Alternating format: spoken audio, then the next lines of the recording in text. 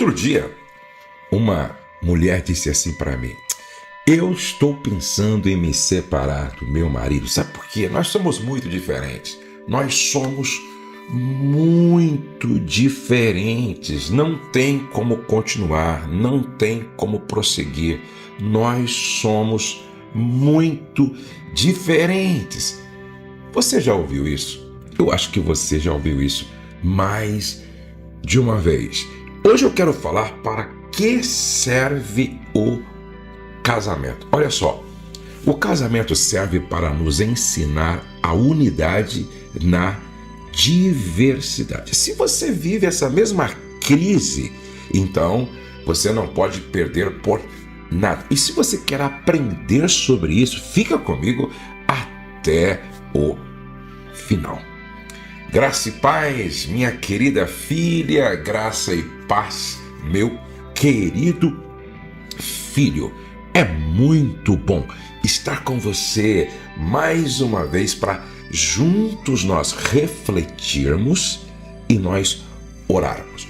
No final, eu sempre estou orando. Afinal de contas, nós precisamos ter um tempo de oração. Antes de vir para cá, eu estava orando, colocando meu coração diante de Deus. E isso é poderoso, isso é extraordinário. Eu quero orar, como estou fazendo todos os dias, por todos os inscritos no canal.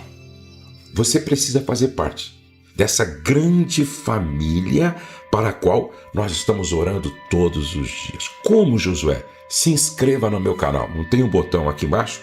Então, aperta nesse botão inscrever, não é? Inscrever. Aí você ativa o sininho e quando você ativar o sininho, aí você coloca todas, ok? Você então clica no botão para se inscrever, depois ativa o sininho e coloca todas. Aí você faz parte desta família para a qual nós oramos todos os dias. Se você não fez isso, pode fazer agora, tá? Agora, ok? Então, o assunto hoje é: o casamento serve para nos ensinar a unidade na diversidade. Olha o que o apóstolo Paulo escreveu em Efésios capítulo 4, do verso 2 ao verso 3. Sejam completamente humildes e dóceis. Sejam completamente humildes e dóceis. E sejam pacientes, suportando uns aos outros com amor.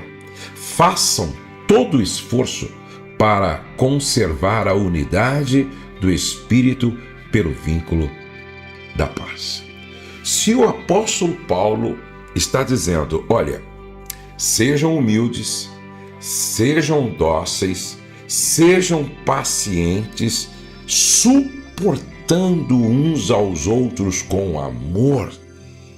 Olha, é porque não é fácil. Esse é o grande desafio para o casal, manter a unidade.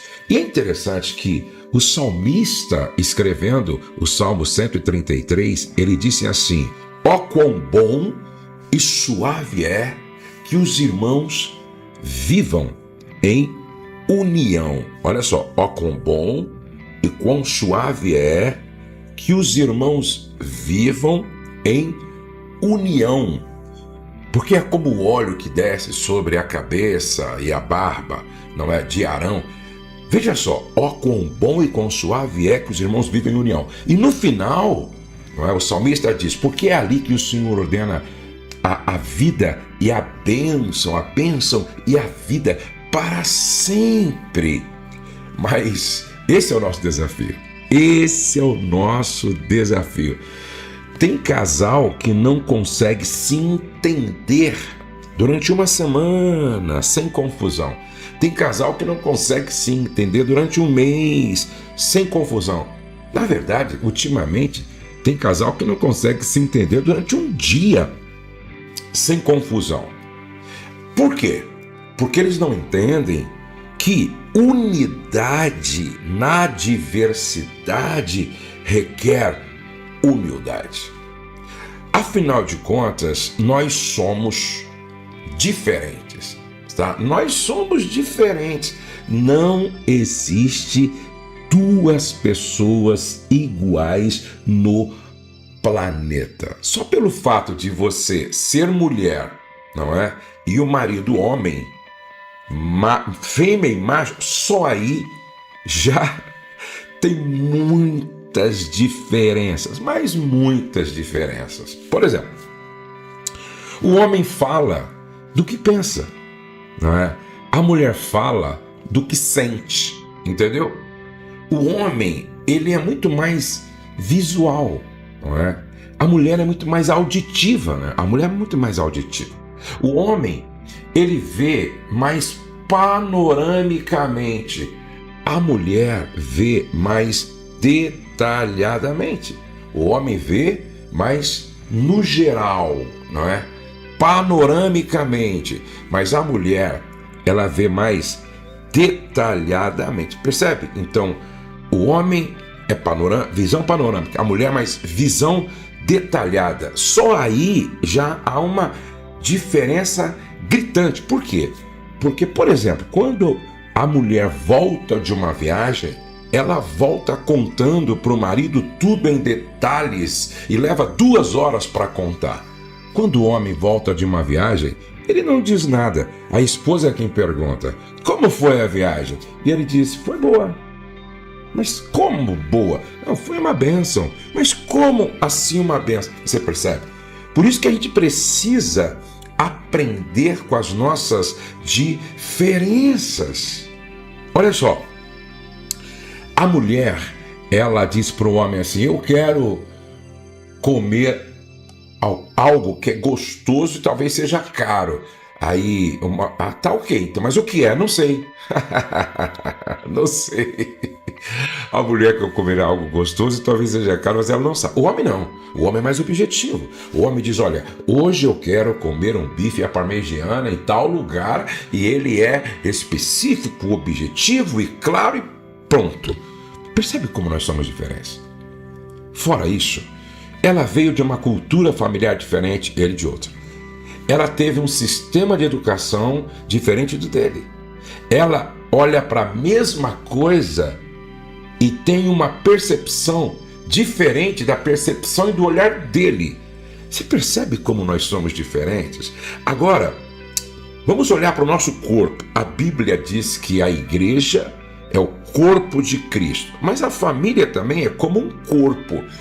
Você percebe que é exatamente porque a mão é diferente do pé que o corpo funciona bem? É exatamente porque os olhos são diferentes da boca, porque faz sentido na funcionalidade do corpo? Você já parou para prestar atenção numa orquestra? Como os instrumentos são diferentes, cada um tem um som, cada um se toca de um jeito, e é aí que está a harmonia, cada um fazendo bem feito aquilo que é função, que é propósito para o qual foi criado. Olha que coisa linda. Então, a beleza da vida está exatamente em nós entendermos, compreendermos as diferenças. As diferenças não existem para ser o problema. As diferenças precisam ser celebradas, porque são as diferenças que dão sentido à relação de casal, à relação de família. Jesus chamou 12 discípulos. Veja só, Jesus chamou 12 discípulos para fazer parte do seu colegiado apostólico. Nenhum era igual ao outro. Nenhum era igual ao outro. Percebe? Se tudo fosse igual, não teria graça. Se tudo fosse amarelo, não teria graça. Se tudo fosse azul, não teria graça. Se tudo fosse sólido, não teria graça. Então, preste atenção. A beleza da vida está exatamente nas diferenças. Então, primeiro, a gente precisa compreender as diferenças e respeitar o fato de sermos diferentes. Por exemplo, de repente a esposa ela fala um pouco mais, o marido é mais introvertido. Nós temos que respeitar. Certo? Nós temos que respeitar. De repente, a minha velocidade é 120 por hora, mas a velocidade da minha esposa é 80 por hora. Então ela tem que aumentar um pouco e eu diminuir um pouco e a gente se entender nas nossas diferenças. Você percebe? Sexualmente falando, o homem é o fogão a gás, a mulher é o fogão a lenha, certo? Muitas vezes o homem quer muito mais, não é? Uma frequência muito maior semanal, a mulher menor, e às vezes é a mulher que quer uma frequência maior e o homem menor. Aí os dois têm que sentar, celebrar as diferenças e conciliar as diferenças. Eu sempre digo o seguinte: seu marido não é chato, ele é diferente, a sua esposa não é chata, ela é diferente. Agora, é claro, aquilo que é excesso, aquilo que excede, a gente precisa melhorar, certo? Por exemplo, ela é uma pessoa que gosta de falar, mas ela precisa buscar um equilíbrio, tá? Outro dia eu estava observando uma mulher, não é, numa rodinha, e ela não deixava ninguém falar, ela quase que não respirava, não é, para falar. Então, por exemplo, eu sei, ela não precisa mudar o fato de ser extrovertida e comunicativa, ela só precisa buscar um autocontrole para equilibrar isso, e aí sim, aí não se tornar uma chata. Você tá entendendo o que eu estou falando? Então não tem nada de errado gostar de se comunicar, gostar de falar, mas busca um equilíbrio. Busca um equilíbrio. E não tem nada de errado. É interessante que aqui no nosso escritório, não é? Tem o Lorenzo e tem a Vitória. E eles são quietinhos. Aí alguém disse: eu nunca ouvi a voz da Vitória. Eles são quietinhos. Então veja só. Amanhã, quando eles se casarem, eles vão precisar, entendeu? A aprender a se comunicar, a falar, entendeu? Mas o outro lado, que é comunicativo, precisa compreender, ajudar, mas não querer que a pessoa seja igual a ele. Eu não sou obrigado a ser igual à minha esposa. A minha esposa não é obrigada a ser igual a mim para que a gente conviva de forma harmoniosa. Então, você precisa entender, tá, que as diferenças existem, elas precisam ser celebradas, e eu preciso entender que a minha esposa é diferente de mim, eu sou diferente dela, e a gente precisa buscar um ponto de equilíbrio para viver bem, respeitando as diferenças. O casamento serve para nos ensinar a unidade na diversidade. Aí você me pergunta: então, pastor Josué, como é que eu faço para alcançar esse nível de maturidade? Primeiro, humildade. Segundo, olha aqui, Paulo disse: sejam dóceis, sejam mansos, dóceis. Segundo, sejam pacientes. O casamento exige muita paciência, a família exige muita paciência. Depois, suportando uns aos outros com amor. Suportando uns aos outros com amor. Se Paulo está dizendo para suportar, significa dizer que não é fácil. Inclusive ele diz: olha, façam todo o esforço. É para se esforçar. A gente precisa se esforçar para conviver, apesar das diferenças. Você sabia que marido e mulher se machucam no amor? Sim, é verdade. Marido e mulher se machucam no amor. Muitas vezes, na tentativa de acertar, a gente erra, machuca. Aí o cônjuge, na tentativa de acertar, erra, aí machuca. Então, como é que a gente resolve isso? A gente resolve isso através do poder curador do perdão. Exatamente.